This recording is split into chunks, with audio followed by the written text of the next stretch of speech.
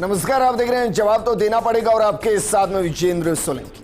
Paper leak पर देश सख्त कानून की तरफ बढ़ रहा है। लोकसभा में पेपर लीक से जुड़े संशोधन विधेयक को मंजूरी दे दी गई। इसमें दोषियों के लिए 7 साल की सजा और 10 करोड़ तक के जुर्माने का प्रावधान है। लेकिन बिल पर चर्चा के दौरान नेता प्रतिपक्ष राहुल गांधी की टिप्पणियों पर ऐसा बवाल हुआ कि सत्ता पक्ष ने उन्हें असंसदीय और तथ्यों से परे बताया, जबकि विपक्ष ने इसे अपनी बात रखने का अधिकार कहा। सवाल यह कि क्या छात्रों के भविष्य से जुड़े इतने महत्वपूर्ण कानून पर राजनीति हावी हो गई? क्या सदन में मुद्दों से ज्यादा शब्दों की लड़ाई लड़ी गई? और सबसे बड़ी बात यह कि क्या अब छात्रों के भविष्य से खिलवाड़ करने वालों को किसी भी कीमत पर बख्शा नहीं जाएगा? साथ ही सख्त कानून से पेपर लीक माफिया का नेटवर्क क्या पूरी तरह से टूट जाएगा? आज बात इसी मुद्दे पर कि एक तरफ संसदीय शब्दों और मर्यादाओं का तार तार होना और दूसरी तरफ एक बड़े कानून की तरफ देश का बढ़ना, क्या इन सब के बीच में छात्र के साथ इंसाफ हो पाएगा?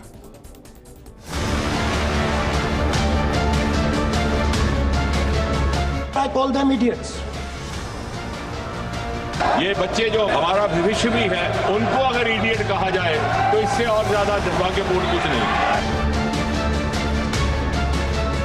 मेरे विचार में निर्णय हालों के पक्ष में और विधेयक पारित हुआ। इस मुद्दे पर बातचीत के लिए हमारे साथ मौजूद हैं बीजेपी प्रवक्ता नरेंद्र कटारा जी और कांग्रेस प्रवक्ता आशीष हल्देनिया जी। आशीष जी, शुरुआत आपके साथ। क्या वाकई में नेता प्रतिपक्ष जिस तरीके से बिल पर बोल रहे थे, क्या उन शब्दों को अवॉइड किया जा सकता था जो संसदीय परंपरा के अंदर संसदीय नहीं है? देखिए विजेंद्र जी, राहुल गांधी जो हैं वो देश के नेता हैं और हमारी कांग्रेस के सबसे बड़े नेता हैं और विपक्ष के सबसे बड़े नेता हैं। और विपक्ष का क्या धर्म होता है जो राहुल गांधी जी अच्छी तरह निभा रहे हैं? विपक्ष का धर्म होता है कि सत्ता पक्ष को हमेशा ये याद दिलाते रहना कि वो सत्ता में है और क्या क्या छात्रों के साथ हो रहा है, किसानों के साथ हो रहा है, महिलाओं के साथ हो रहा है, हमारी नीतियां कहां बिगड़ रही है, कौन सा विधेयक कहां है, स्वास्थ्य के ऊपर, शिक्षा के ऊपर, इन चीजों पर लगातार राहुल गांधी बात करते रहते हैं। और आज भी राहुल गांधी ने जो बात कही है, उन्होंने उस शब्द का इस्तेमाल खुद ने नहीं किया जिस पर भारतीय जनता पार्टी के नेता बवाल मचा रहे हैं। जो भारतीय जनता पार्टी के नेता जितेंद्र सिंह जी कह रहे हैं कि छात्रों को इडियट राहुल गांधी ने कहा, राहुल गांधी ने छात्रों को इडियट नहीं कहा। कंगना रनावत जी का बयान सुनिए, जिन्होंने क्या कहा है, जिन्होंने छात्रों को क्या, जिन्होंने जैन जी को क्या कहा है, गटर छाप कहा है, जिन्होंने जैन जी को आतंकवादी कहा है, जिन्होंने जैन जी को भगोड़े कहा है, जिन्होंने जैन जी को ना जाने इनके नेताओं ने क्या क्या कहा है। जब हमारे युवा वहां प्रोटेस्ट कर रहे थे जंतर मंतर पे, तब भारतीय जनता पार्टी के सारे नेता हमारे युवाओं के लिए अलग बयानबाजी कर रहे थे। राहुल गांधी ने राहुल गांधी ने क्या कहा वो भी मैं आपको बता देता हूं। कोई अंतर नहीं। राहुल गांधी ने सदन के अंदर जैसे ही बोलना शुरू किया, ओम बिरला जी का मुंह बिगड़ गया। पहली बात तो यह कि सदन के अंदर राहुल गांधी जी को बोलने नहीं दिया जाता और जब राहुल गांधी जी बोलते तो उनको बार बार इंटरप्ट किया जाता है, चाहे वो किरण रिजिजू जी हो, राजनाथ सिंह जी हो, अनुराग ठाकुर, कोई भी हो भारतीय जनता पार्टी का नेता, राहुल गांधी को बोलने नहीं देते। राहुल गांधी ने क्या कहा? कितनी बार 15 से ज्यादा बार किरण रिजिजू जी खड़े हो गए। क्या नहीं, राहुल गांधी ने कब कहा? इडियट राहुल गांधी जी ने कब कहा? राहुल गांधी जी ने एक बात का उदाहरण देते हुए कहा कि जब वो छात्रों से मिले तो एक छात्रा से उन्होंने बात की तो छात्रा ने कहा कि एक कैटेगरी स्टूडेंटों की ये होती है जो समझती है कि दुनिया में बदलाव आ रहा है, एक कैटेगरी वो होती है जो एरोगेंट होती है, जो बदलाव नहीं समझती है। तो राहुल गांधी जी ने कहा तो आप उसे क्या समझते हैं? बोला हम उसे इडियट समझते हैं। तीसरी बात उन्होंने ये कहा कि अगर कोई आपकी बात नहीं माने तो बोला वो अंधभक्त है। ये राहुल गांधी ने नहीं कहा, ये उस छात्र का उदाहरण देते हुए कहा। मैं शुक्र मना रहा हूं कि राहुल गांधी, मैं शुक्र मना रहा हूं आशीष हल्देनिया जी कि राहुल गांधी उनसे नहीं मिले जो गंदे पोस्टर लहरा रहे थे। वरना मैं कल्पना नहीं कर पा रहा हूं कि राहुल गांधी की भाषा लोकसभा के अंदर क्या होती है, उनको लोकसभा के अंदर क्या होती है। भारतीय जनता पार्टी की मर्यादा कहां मर गई थी? जब पंडित जवाहरलाल नेहरू का यश कहा गया था तो ये भारतीय जनता पार्टी की संवेदना कहां मर गई थी? जब पंडित जवाहरलाल नेहरू को आप शब्दों से नवाजा गया था तब ये भारतीय जनता पार्टी की संवेदना कहां खत्म हो गई? अभी भारतीय जनता पार्टी की बात हो रही है। भारतीय जनता पार्टी, अभी भारतीय जनता पार्टी की बात हो रही है। आशीष हल्देनिया, तो जब रमेश बिदुड़ी ने अल्पसंख्यक सांसद को जो मुसलमान था उसको कठमुल्ला कह दिया, आतंकवादी कह दिया, न जाने क्या क्या कह दिया, तब ये भारतीय जनता पार्टी की संवेदना कहा थी। ठीक है, मतलब आप ये कह रहे हैं कि भाई राहुल गांधी इसलिए अब शब्दों का इस्तेमाल कर रहे हैं क्योंकि बाकी भी सब कर रहे हैं, तो नेता विपक्ष और बाकियों में कोई अंतर बचा ही नहीं है, कोई बचा ही नहीं है। हाँ, मैं ये कह रहा हूँ आशीष हल्देनिया, पानी पीजिए एक बार। पानी क्योंकि पीजिए RSS का नाम लेने पे भाई, पीछे पानी लगती पीजिए है। एक बार, पानी पीजिए आप, कोई बात नहीं। पानी की जरूरत पानी पीजिए, अरे सर पी लीजिए, कोई बात 2.5 साल को पानी पिला मुझे आपकी फिक्र है, मुझे फिक्र है आपकी, एक बार पानी पी लीजिए, कोई बात मेरी फिक्र में अब ठीक है। मेरी फिक्र में अरे सर मैं करूंगा कांग्रेस का भाई, मेरे गेस्ट हैं आप, आजाद कराया है, मेरे गेस्ट हैं, मैं करूंगा। सिपाही है, अरे मेरे गेस्ट हैं, मैं करूंगा फिक्र। अब मुझे एक बात बताइए, हम अंग्रेजों को तलवे चाटने वाले नहीं है, हम अंग्रेजों से मुक्ति करने वाले नहीं है, हम अंग्रेजों से पेंशन लेने वाले नहीं है, हम देश के लड़ने वाले हैं, उस पार्टी के सिपाही। तो हमें बहुत अच्छे। अब मैं आपके बयान को इस तरीके से लूं कि भाई एक छात्रा ने राहुल गांधी को जो कहा, राहुल गांधी ने वो लोकसभा में कहा, यही बात है? बिल्कुल। हाँ ठीक है। अगर मैं शुक्र मना रहा हूं कि राहुल गांधी ने उनसे बातचीत नहीं किया, वो राहुल गांधी से बात करने नहीं पहुंचे जिन्होंने अपशब्द का इस्तेमाल किया। वरना मैं फिक्रमंद हूं कि नादान राहुल गांधी हो सकता है कि गालियां भी दे देते हैं अंदर, ये कह के भले व्यक्ति ने इतना कहा है तो हम गाली दे देते हैं, छात्रों पर लाठी बरसाने ये भी हो सकता था, इस देश के भविष्य को मारने में ये हो सकता था। पार्टी और कर क्या रही है भारतीय जनता पार्टी? गृह मंत्री आते नहीं है, जवाब देते नहीं है। लाठियां क्यों नहीं आ रही है? बिल्कुल लाठियां चली है जंतर मंतर पे। कितनी गिनाऊं मैं, और कितने कांग्रेस शासित प्रदेशों के अंदर लाठियां गिनाऊं? आपके ही दौर के प्रदेश अध्यक्ष ने कहा था कि अगर घेराव करेंगे तो लट मिलेंगे, लड्डू थोड़ी ना मिलेंगे। संदीप चौधरी जी हमारे साथ जुड़ गए, राजनीतिक विश्लेषक हैं। संदीप चौधरी जी, ये तर्क मुझे बहुत अच्छा लगा सर, कि भाई किसी छात्रा ने राहुल गांधी को ऐसे कहा कि पहली कैटेगरी जो समझती है, दूसरी जो नहीं समझती है, नहीं मानती है, वो इडियट, और जो तीसरी है जो सुनती नहीं, वो अंधभक्त। मैं शुक्र मना रहा हूं कि राहुल गांधी उन जेनजी से नहीं मिले जिन्होंने ना जाने क्या क्या कह दिया। मैं उन शब्दों का इस्तेमाल भी नहीं कर पा रहा हूं यहां पर, वरना सोचिए राहुल गांधी तो सदन में खड़े होकर गालियां दे रहे होते, ये कहते हुए कि भाई फला जेनजी से मेरी बात हुई, उसने गालियां इस्तेमाल की तो मैं गालियां दे रहा हूं। इसका मतलब तो नेता प्रतिपक्ष खुद ये मान ही नहीं रहे हैं कि मुझे क्या इस्तेमाल करना है शब्द और क्या नहीं, और क्या संसदीय परंपरा और क्या नहीं। मतलब कोई उनके कान में कुछ कहेगा, वो लोकसभा में आके बोल देंगे।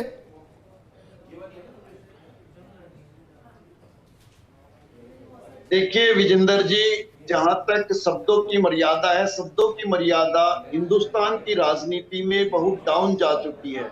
और आपने इस प्रोटेस्ट में भी देखा होगा, इस प्रोटेस्ट में देविका मेहता जो असम सरकार में मंत्री हैं, उनकी बेटी का इस तरीके से जंतर मंत्र पर ये कह देना कि जितना मेरा पैड लीक नहीं होता उससे ज्यादा पेपर लीक हो रहे हैं, और इसी तरीके से हमारे नेताओं की भाषा, इस तरीके के शब्दों का इस्तेमाल कहीं न कहीं हमारी राजनीति के स्तर को बहुत नीचे ले जाते हैं। संदीप चौधरी जी, मुझे बहुत फर्क नहीं पड़ता है कि सड़क पर कौन क्या कह रहा है, लेकिन सदन के अंदर पटल पर ऑन रिकॉर्ड कौन क्या कह रहा है, इससे फर्क पड़ता है सर।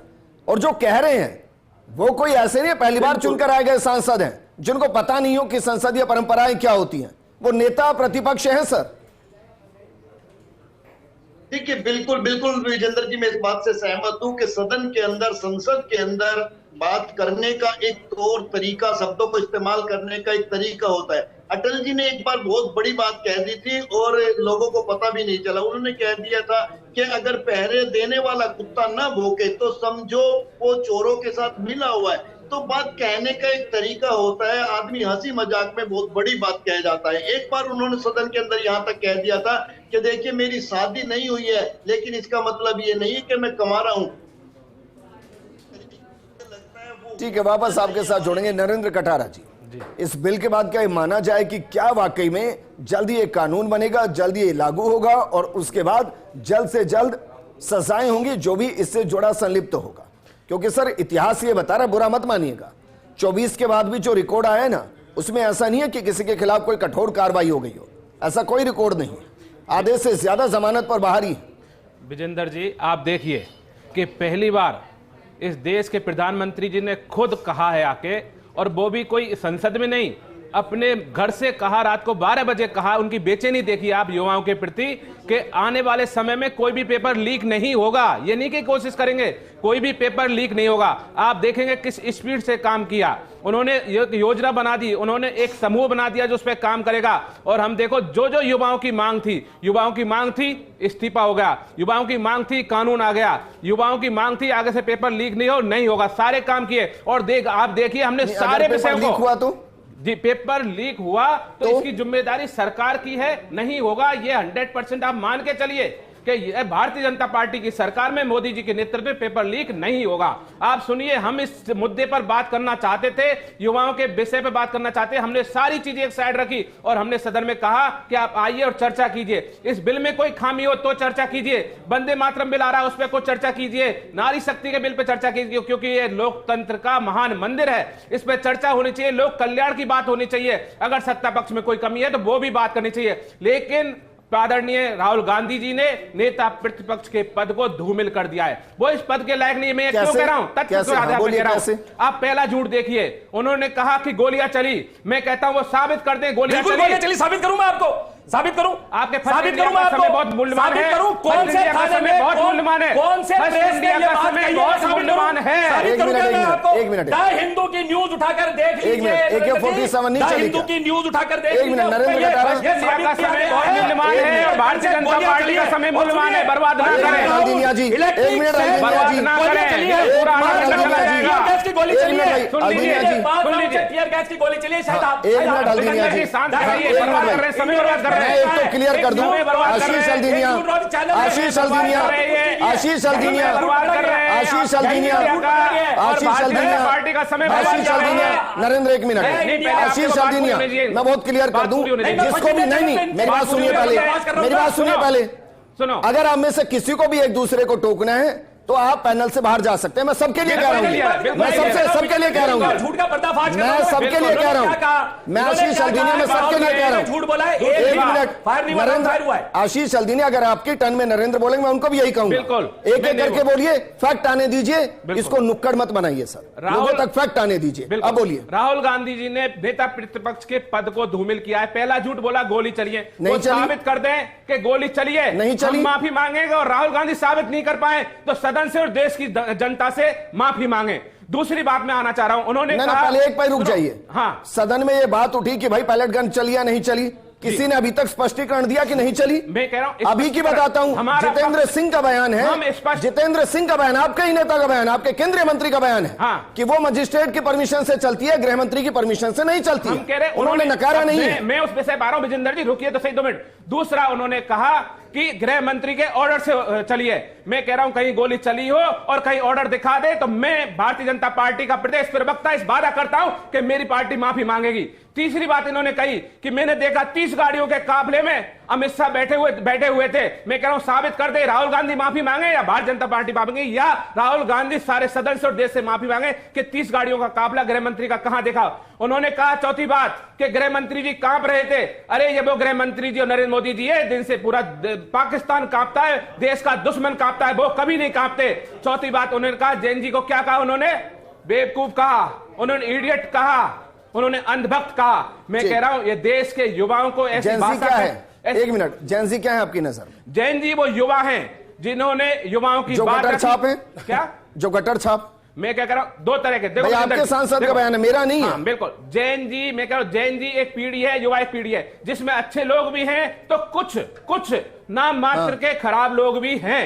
तो मैं जब बात करता हूं फिर तो संसद में बात हो रही है, फिर आपके हिसाब से तो इडियट सब शब्द सही है। फिर मैं कह रहा कि कुछ तो इडियट है, फिर आप भी मान रहे हैं तो? विजेंद्र जी आप सुनिए, नहीं मान रहे हैं ना। पहले मुझे बताइए कि कंगना रनौत ने जो ये कहा कि जैन जी की परिभाषा जनरेशन ऑफ गटर जनरेशन है, ये सही है? भारतीय जनता पार्टी का कोई भी नेता, हमें जवाब दे रहा हूं, भारतीय जनता पार्टी का कोई भी नेता जब बात करता है तो 95% उन युवाओं के साथ खड़ा है जो हक की बात कर रहे हैं और 5% ऐसे युवा जो देशद्रोह का काम कर रहे हैं, देश ये कैसे तय हुआ, ये कैसे तय हुआ, कर्मियों को मार रहे हैं? तो ये कैसे तय हुआ कि राहुल गांधी ने जो कहा कि भाई एक पहली पीढ़ी है जो इंटेलिजेंट है, उन्होंने 95 कवर कर दिया, उसमें हो सकता है 5 में उन्होंने बाकियों को छोड़ दिया हो, ये कैसे तय करेंगे आप? सोलंकी जी मैं आपकी बात मतलब आप खुद कहें तो सही है सब, सोलंकी जी उसके तर्क हैं, बात को आगे बढ़ा रहा हूं, लीडर ऑपोजिशन कहे तो गलत हो गया। हमको बिल पे बात करनी चाहिए, वंदे मातरम बिल पे बात करनी चाहिए, नारी शक्ति के बिल पे बात करनी चाहिए, ये इडियट बेवकूफ ऐसे शब्दों का उपयोग उस मंदिर में नहीं करना चाहिए। इसके लिए राहुल गांधी जी को माफी मांगनी चाहिए। बेरोजगार यूनियन के हनुमान जी, क्या वाकई में आपको लगता है कि इस कानून बनने के बाद पेपर लीक नहीं होंगे? क्योंकि सर कानून बहुत हैं, राजस्थान में भी बहुत भर के कानून है, देश में भी भर के कानून है, हर बार एक जो कमी आती है उसके बाद एक संशोधन आ जाता है कि भाई इस बार और इसको कठोर कर देते हैं। आपको लगता है इससे रुक जाएंगे? देखिए सर, जो सत्ता पक्ष होता है इनको ये लगता है कि जो लाइब्रेरियन में अपने युवा तरुणाई को, युवा घंटों मेहनत करके किताबें पढ़ते हैं, उनको बेवकूफ़ बनाना, उनको झूठ बोलना, उनको राजनीति के जाल में फंसाना आसान है। आज प्रदेश और देश का युवा हर राज्य की तुलना कर रहा है। मैं राजस्थान से शुरुआत करूंगा। राजस्थान में देश का सबसे कठिन कानून है। बीजेपी प्रवक्ता जी सहित पूरी बीजेपी वाहवाही लेती है कि हमने 569 को गिरफ्तार किया है, लेकिन एक को भी उस कानून के अनुसार सजा नहीं हुई। जब आप कानून मान ही नहीं रहे हो तो आपको तो राजस्थान वालों को तो अधिकार ही नहीं है कि आप कानून पर कुछ बोले। दूसरी बात, आज ही जयपुर कलेक्ट्रेट में पेपर ले जाने वाली एजेंसी वालों से भी इन्होंने रिश्वत ली है। इनके लोग बैठे हुए हैं। 5 जुलाई को एलडीसी पेपर लीक हुआ, पूरी सूचना दबा दी गई। 2 दिन बाद में एफआईआर हुई, 10 दिन बाद में पूरे प्रकरण को दबा दिया। आप इस कानून पर ना बोले, वाहवाही ना ले। बीजेपी वालों को कोई अधिकार नहीं है, क्योंकि राजस्थान वालों को इन्होंने ठगने का काम किया है। एक बात और मैं राजस्थान के संदर्भ में बोलूंगा, पिछले 2.5 साल में कितने एग्जाम हुए राजस्थान में? देखिए सर, एग्जाम नहीं, ये कितनी पारियों में परीक्षा हुई? 400 से ज्यादा। कितने एग्जाम हुए? 400 से ज्यादा पारी होना ये बताते हैं। सर पेपर लीक नहीं हुआ, पेपर लीक नहीं हुआ, हम धन्यवाद देते हैं। देखिए धन्यवाद। सारे फ्लिप कर रहे हैं यहाँ। हाँ सर, मैं एक सब फ्लिप कर रहे हैं। देखिए सर, एक तरफ कोस रहे हो, दूसरी तरफ धन्यवाद दे रहे हो। मेरी बात सुनिए सर, स्टैंड कोई तो क्लियर होगा। अगर मौत अपराध है ना, तो बीजेपी वाले कहते हैं कि अगर नशे से कोई मरेगा तो अपराध है, हम अन्य माध्यम से मारेंगे तो अपराध नहीं है। इस 400 परीक्षाओं में से एक भी परीक्षा ऐसी नहीं है जो बिना विसंगति नहीं हुई हो। किसी में 15% डिलीट, किसी में 20% डिलीट, किसी में OMR घोटाला, किसी में पेपर ले जाने वाले, किसी को कोई ट्रक से पेपर लीक हो रहा है। कहीं उसके बाद भर्तियां हो गई। सर भर्तियां तो हो ही नहीं रहा है। युवा कहां जाएंगे? इनके प्रवक्ता जी बोलते हैं कोर्ट जाओ, हम कोर्ट जाते हैं। चलिए बताइए सर, 2018 से 23 में कितने पेपर हुए? सर 400 परीक्षा हुई है। 18 से 23 बताइए कितने पेपर हुए? 1800 सर 2018 से 2023 के बीच में लगभग 250 पारियों में एग्जाम हुई थी। और कितने लीक हुए थे? सर उसमें 19 पेपर में से 17 पेपर लीक हुए। पारियां भी गिनाई है ना उनकी। तो सर हम कांग्रेस को सजा दी है, वोट की चोट मारी है। बीजेपी के साथ 8 फरवरी 2022 की घटना बताता हूं। रीट पेपर लीक हुआ, सबसे बड़ा मुद्दा था जिसके बदौलत बीजेपी सरकार आएगा। 8 फरवरी 2022 को बीजेपी के साथ लाठियां खाई। 12 फरवरी 2022 को लाठियां खाई। बीजेपी खुद ही कह रहे हैं लीक नहीं हुए, हम धन्यवाद दे रहे हैं। आज मुझे पैनल ही समझ नहीं आ रहा है। सर आप के समर्थन में आ जाते हैं, राहुल गांधी के विरोध में आ जाते हैं। वो एक तरफ कोस रहे हैं, दूसरी तरफ धन्यवाद दे रहे हैं। बीजेपी राज में 300 पेपर लीक हुए। आप नाम बताइए, हम आपसे माफी मांगेंगे। संदीप चौधरी जी, और हम सुधार करेंगे। संदीप चौधरी जी, क्या वाकई में जेंजी का एक इंपैक्ट है ये कि लोकसभा के अंदर भी वो शब्द पहुंच रहे हैं? शायद लग रहा है उनको कि भाई जेंजी को ये अच्छा लगेगा या ये ट्रेंडिंग है। बेशक वो संसदीय है या नहीं बहुत मायने नहीं कर रहा है, वो ट्रेंडिंग है, तो हो सकता है इसकी वजह से जेंजी ज्यादा कनेक्ट हो जाए। कहीं ऐसा तो नहीं है कि जेंजी की जो स्लैंग लैंग्वेज है वो संक्रमण संसद के अंदर भी पहुंच गया है? देखिए विजेंद्र जी, जहां तक नेताओं का सवाल है, नेता उस तरीके के शब्द इस्तेमाल करते हैं। वो किसी को चीता कह करके उसके अंदर एनर्जी भर सकते हैं, किसी को शेर कह सकते हैं, किसी को मेरा बेटा खरगोश कह सकते हैं, किसी को हिरन जैसी चाय स्पीड कह सकते हैं। तो ये जो नेता है ये किसी को इडियट कहकर भी अपने साथ लगाने की कोशिश कर सकते हैं। इडियट आप जानते हैं, एक मूवी में एक किरदार था, उनको किस तरीके से पॉपुलैरिटी मिली थी, वो कितनी हिट वो मूवी हुई थी। तो नेताओं का तो एक गेम होता है। लेकिन दुख इस बात का है, इधर कॉकरोच जनता पार्टी का आंदोलन खत्म भी नहीं हुआ। अभी धर्मेंद्र प्रधान का इस्तीफा ही हुआ है। और कल की जो सबसे बड़ी खबर आई वो महाराष्ट्र से आई, वहां पर टेट का पेपर था, टीईटी का, और वो पेपर लीक हो गया। तो ये जो चीजें हैं ये रुकनी चाहिए, चाहे सरकार बीजेपी की हो। हम ये नहीं कह रहे कि बीजेपी ही दोषी है, क्योंकि ये चीज कोई आज नहीं हो रही है। ये हमने दूसरी कांग्रेस के टाइम में भी देखी, जनता दल के टाइम में भी देखी, अलग अलग सरकारों के समय में ये चीजें देखी है। कुल मिलाकर वो पैकेज आना जरूरी है, वो सोल्यूशन आना जरूरी है कि इस तरीके की चीजें रुके। और उसके लिए रुकेंगी जब सब दल बैठ करके अपनी सलाह देंगे और सदन चलेगा, सदन में इन चीजों पर चर्चा होगी। जी सर, आप सही कह रहे हैं। 30 साल पहले तक तो ये सब कुछ दिख ही रहा था। CPMT हुआ करता था जो स्टेट लेवल पर होता था, फिर वहां घपले होने शुरू हो गए, सीटें बिकनी शुरू हो गई, तो NTA का गठन हो गया, उसके बाद फिर यही सब शुरू हो गया। लेकिन क्या वाकई में आशीष हल्दीनिया जी, दो चीजें हैं। देखिए चलिए, क्योंकि वो संसदीय प्रणाली का हिस्सा नहीं है, लोकसभा अध्यक्ष ने उन शब्दों को हटा दिया है। मैं फिर कह रहा हूं सर, ये नहीं हो सकता ना कि किसी एक ने आपको कुछ कहा है और उसमें 50 गालियां, तो 50 गालियों का इस्तेमाल संसद के अंदर कर दें, संभव नहीं है।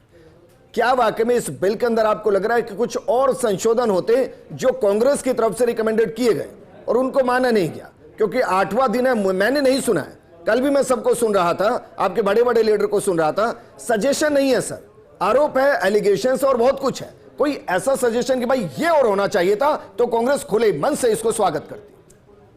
देखिए, जो बिल संसद में लेकर आए वो तो हम राजस्थान में पहले ही पारित कर चुके हैं। राजस्थान में इतना कठोर कानून अशोक गहलोत जी की सरकार ने बनाया था 2022 में कि आजीवन कारावास होगा, 10 करोड़ रुपए का जुर्माना होगा और जो इसमें लिप्त पाए जाएंगे उनकी संपत्ति कुर्क होगी, और हुई भी। और ये बड़ी बड़ी बातें भारतीय जनता पार्टी के प्रवक्ता कर रहे हैं कि कौन सा पेपर लीक हो गया। अभी थोड़े दिन पहले 5 जुलाई को एलडीसी का पेपर लीक हुआ है, पेपर ले जाते हुए पकड़े गए 8 जुलाई को। सुन लीजिए, अभी हुआ है। 5 जुलाई को पेपर हुआ था, 8 जुलाई को एफआईआर दर्ज हुई थी, 9 जुलाई को आरोपी पकड़े गए थे, 11 जुलाई को पुलिस रिमांड पर गए थे, 14 जुलाई को सरकार में एक भी पेपर लीक हुआ है, गारंटी दे के कह रहा हूं। उनकी जमानत हो गई। गहलोत के कार्यकाल में 19 में 17 पेपर लीक हुए। ये तो भारतीय जनता पार्टी का सच है, जा रही है। काला सच भारतीय जनता पार्टी और भारतीय जनता पार्टी के प्रवक्ता कह रहे कौन सा पेपर लीक हो गया। नहीं, ये पेपर लीक हुआ था राज में, जो तो पेपर लीक हो गया उनके बारे में भी मैं कानून तो आपका बनाया हुआ था। एक मिनट, उसमें जमानत थी क्या?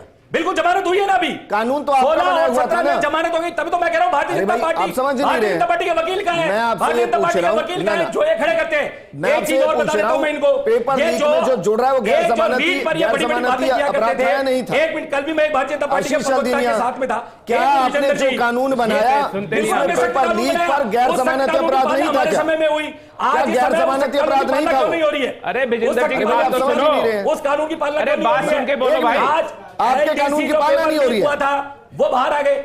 उनको ये आप गजबी चीज बता रहे हैं। कानून सरकारों के नहीं होते हैं देखिए ना सर, कानून स्टेट के होते हैं। आप ये कह रहे हैं कि कांग्रेस ने कानून बनाया, बीजेपी एग्जीक्यूट नहीं कर रही। विजेंद्र जी, कांग्रेस ने सुनना बंद कर दिया है क्योंकि हार की हताशा इनको खत्म कर चुकी है। नरेंद्र, आशीष, मैं बहुत क्लियर पूछ रहा हूँ आपसे। ना मुझे बताइए, आपने जो कहा कि कठोरतम कानून बनाया, क्या उसमें पेपर लीक में संलिप्त के लिए गैर जमानती वारंट नहीं था, गैर जमानती अपराध नहीं था? बिल्कुल।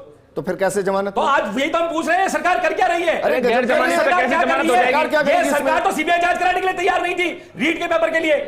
भारतीय जनता पार्टी के प्रवक्ता को पता होगा, तो भारतीय जनता पार्टी के प्रवक्ता को पता होगा कि नीट का जो 2021 का पेपर लीक हुआ था, उसमें एबीपी ने सीबीआई जांच की मांग की थी। मांग की थी कि नहीं की थी नरेंद्र जी? की थी। मांग की थी। फिर सरकार ने क्या कहा था? क्या कहा था? आपकी सरकार ने क्या कहा था? हमें सीबीआई जांच नहीं चाहिए। हमने अशोक गहलोत जी की सरकार ने जो एसओजी ने जांच किया, हमसे संतुष्ट है। झूठ बोल रहे, झूठ बोल रहे। गूगल कीजिए, सीबीआई जांच की मांग की, तुमने सीबीआई जांच नहीं कराई, हमने सीबीआई जांच कराई है।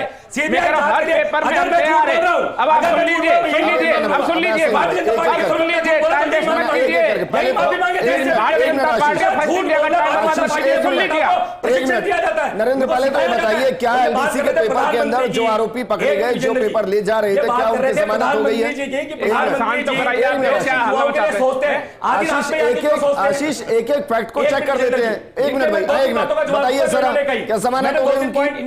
एक मिनट, क्या जमानत हो गई? क्या कह रहा हूं, कानून में जो अधिकार, कानून में जो जगह थी, उस जगह का फायदा उठा के मुलजिम भागता है, लेकिन हम फिर गिरफ्तार करते हैं और फिर उसके प्रति हम चालान और पेश करते हैं, हम तथ्य लाते हैं, उसको फिर पकड़ के डालते हैं। इनके महेश जोशी एक जगह से छूट गए, हमने फिर जेल में डाल दिया। हम किसी भी आरोपी को बख्शेंगे नहीं, चाहे वो महेश जोशी हो, गोविंद सिंह डोटासरा हो, चाहे वो अशोक गहलोत हो। जिसने युवाओं के सपनों के साथ खिलवाड़ किया है, वो हर व्यक्ति जेल जाएगा। भारतीय जनता पार्टी की सरकार किसी को नहीं बख्शेगी। हनुमान किसान जी, एक मिनट भाई, हनुमान किसान जी, सुनना बंद कर दिया। हनुमान किसान जी, हनुमान किसान जी, देखिए दो चीजें। बतौर युवा मेरे लिए महत्वपूर्ण यह कि पेपर लीक ही ना हो। मुझे उस तक जाना ही नहीं है कि पेपर लीक हो जाए, लाखों बच्चे परेशान हो जाए, कुछ सुसाइड कर ले, कुछ डिप्रेशन में चले जाए, उसके बाद चंद लोग 10 साल के लिए जेल चले जाए या 10 करोड़ रुपए उनसे ले लिए जाए। मुझे उससे बहुत फर्क नहीं पड़ रहा है। मुझे फर्क इससे पड़ता है कि पेपर लीक ना हो। मैं कई देश गिना सकता हूं इस वक्त जिनके अंदर पेपर लीक नहीं हुआ है, दशकों से नहीं हुआ है। एक ऐसी व्यवस्था है। अब सोचिए, हमारा बजट लीक नहीं होता है, तो जब बजट लीक नहीं होता इसका मतलब है कि हमारे पास व्यवस्था, तो हम उसको कर नहीं रहे हैं। क्या आपको लग रहा है पेपर लीक ना हो इसके लिए व्यवस्था की जरूरत है? देखिए सर, जो भी आज कानून आया है उस कानून में भी हम अगर प्रमुख रूप से ये बात करें कि इसमें विसंगति क्या है, तो युवाओं को इसी बात का डर है कि कानून आता है, फिर पेपर लीक होता है, फिर सजा बढ़ती है, फिर अगली बार कानून आता है। युवा ये चाहते हैं कि पेपर लीक होने के बाद में क्या कार्रवाई होगी, इसका जिक्र कानून में है। युवा चाहता है भर्ती में किसी प्रकार की विसंगति नहीं हो, सर पेपर भी लीक नहीं हो, OMR घोटाला भी नहीं हो, पेपर पर चिटिंग भी नहीं हो। जैसे अभी कांग्रेस प्रवक्ता जी जिस LDC की बात कर रहे थे उसमें पेपर लीक नहीं हुआ था, सेंटर पे चिटिंग हुई थी। लेकिन क्या आप बीजेपी प्रवक्ता जी हंस रहे हैं? सब चिटिंग करना क्या युवाओं के साथ खिलवाड़ नहीं है? कितने सेंटर पे पेपर चिटिंग होती है? वो तो एक पकड़ा गया सेंटर और उसमें अभी 1 लाख रुपए का जुर्माना देकर इन्होंने छोड़ दिया और ये यहाँ पर हंस रहे हैं। सर ये एक एग्जांपल है। OMR घोटाले में फर्स्ट इंडिया का धन्यवाद दूंगा। आपने 27 विजेंद्र जी, मैं कह रहा हूँ आपने बहुत बड़ी बात उठाई। सुनिए, विजेंद्र जी ने एक बहुत बड़ी बात उठाई। विजेंद्र जी ने बहुत बड़ी बात उठाई कि उसमें गैर जमानती, एक मिनट, उन्होंने कहा गैर जमानत कैसे हो गई। कांग्रेस को इस बात की लड़ाई लड़नी चाहिए और हमको भी खड़ा होना चाहिए कि गैर जमानती का उसमें क्लॉज डालो कि पेपर लीक में कोई पकड़ा जाए तो उसकी जमानत ना हो। ये इनको मांग उठानी चाहिए संसद में। मैं कहता हूं, अब सुन लीजिए, कांग्रेस क्या है, अशोक गहलोत कहते हैं 19 में 17 पेपर लीक हो जाए कोई बात नहीं है। डोडासरा को सारे शिक्षक भ्रष्टाचारी कहते हैं कोई बात नहीं है। डोडासरा क्या कहता है, डोडासरा थोड़ी कराता है, मीठा फाइनल कमेंट चाहिए संदीप चौधरी जी। कांग्रेस जीरो पे आएगी, जीरो पे। संदीप चौधरी जी, कर रहे हो, लोकतंत्र का अपमान कर रहे हो, राहुल गांधी उस पद पे बैठने लायक नहीं है। 1 मिनट भाई, 1 मिनट आशीष, 1 मिनट नरेंद्र जी, 1 मिनट नरेंद्र, 1 मिनट भाई आप रुक जाइए प्लीज। संदीप चौधरी जी, अगर आप मुझे सुन पा रहे हैं तो सर सवाल आपसे है मेरा। मैं बीते 20-25 दिनों से सिर्फ बाकी देशों के अंदर ये स्टडी कर रहा हूँ कि वहाँ पेपर लीक होते या नहीं होते। ऐसा तो नहीं सर, पूरी दुनिया में होते हैं, हम ही अल्लाह कर रहे हैं। मुझे बहुत से देश ऐसे मिले हैं जहाँ पेपर लीक नहीं हो रहे हैं और उन्होंने उस व्यवस्था को डेवलप किया। हम उस व्यवस्था को डेवलप क्यों नहीं करते? अब 1 मिनट भाई, 1 मिनट आशीष जी, 1 मिनट भाई, 1 मिनट आशीष जी प्लीज। संदीप चौधरी जी, देखिए विजेंद्र जी, हमारे देश के नेताओं को, सरकारों को, अधिकारियों को पता है पेपर लीक कैसे रोकना है। नीट का पहला पेपर होता है, लीक हो जाता है, वही दूसरा पेपर कराया जाता है, वो तो लीक नहीं होता है। इसका मतलब पता है प्रॉब्लम कहाँ है, कहाँ से चीजों को रोका जा सकता है। और जैसा आपने बताया, राजनीति में कई ऐसी चीजें हैं जो लीक नहीं होती। सबसे ज्यादा लीक तो ये हो जाना चाहिए कि किसको टिकट हो रहा है, किसको टिकट नहीं हो रहा है। हर व्यक्ति की, हर नेता के अंदर नजर रहती है। लेकिन बिल्कुल सही कहा आपने सर। शुक्रिया हमारे साथ जुड़ने के लिए संदीप जी। हनुमान जी आपका भी शुक्रिया, आशीष जी और नरेंद्र जी आपका भी शुक्रिया। जो संदीप जी ने अंतिम वाक्य कहा ना, उसी के साथ में इस प्रोग्राम को क्लोज करो। इस देश में बहुत सी ऐसी चीजें हैं जो लीक नहीं होती, तो पेपर लीक भी नहीं होगा अगर व्यवस्थाएं दुरुस्त हो। कठोर कानून की यकीनन जरूरत है, लेकिन कठोर कानून अपराधियों को सजा देता है। अपराध ना हो, व्यवस्था इसके लिए भी पुख्ता होनी चाहिए। और जो नंदन नीलकणी के नेतृत्व में टास्क फोर्स बनाई गई, ये हम उम्मीद कर रहे हैं कि वो जल्द से जल्द सजेशन दे और वो सजेशन एग्जीक्यूट हो। ऐसा ना हो कि राधा कृष्ण जी के 101 सजेशन की तरह उनका पता ही ना चले कि वो कहां चले गए। इस प्रोग्राम में फिलहाल इतना ही, नमस्कार।